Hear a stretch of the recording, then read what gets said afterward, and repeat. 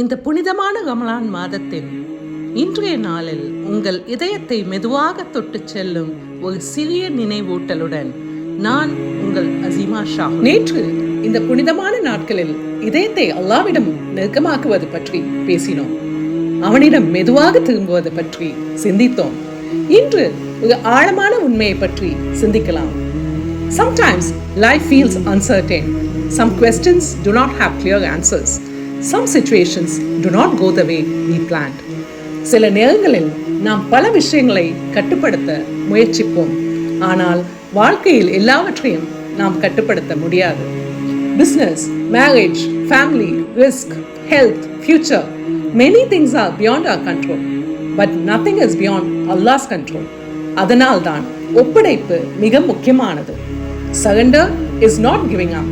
Surrender is trusting Allah completely. நாம் புரிந்து கொள்ளாத விஷயங்களிலும் அவனுடைய திட்டம் இருக்கு. நாம் காத்திருக்க வேண்டிய நேரத்திலும் அவனுடைய ஞானம் அதில் இருக்கு. Sometimes what feels like delay is actually protection. இன்று ஒரு சிறிய பிராக்டிஸ் செய்யலாமா? உங்கள் மனதில் கவலை தரும் ஒரு விஷயத்தை நினைத்து பாருங்கள்.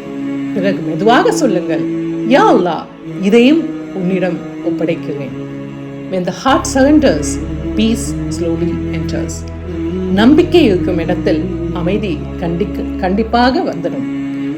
யா அல்லாஹ், எங்கள் இதயங்களில் உன்னிடம் முழுமையான நம்பிக்கையை நிரப்பி விடுவாயாக. எங்கள் கவலைகளை அமைதியாக மாற்றுவாயாக. எங்கள் எதிர்காலத்தை உன் அருளால் வழி நடத்துவாயாக. ஆமீன் யா ரப்பல் ஆலமீன். You do not have to control everything. Trust Allah. He is already taking care of what you cannot see. ஒப்படையுங்கள், நம்புங்கள், அமைதி தேடி வரும். This is Azima Shahum signing off for today.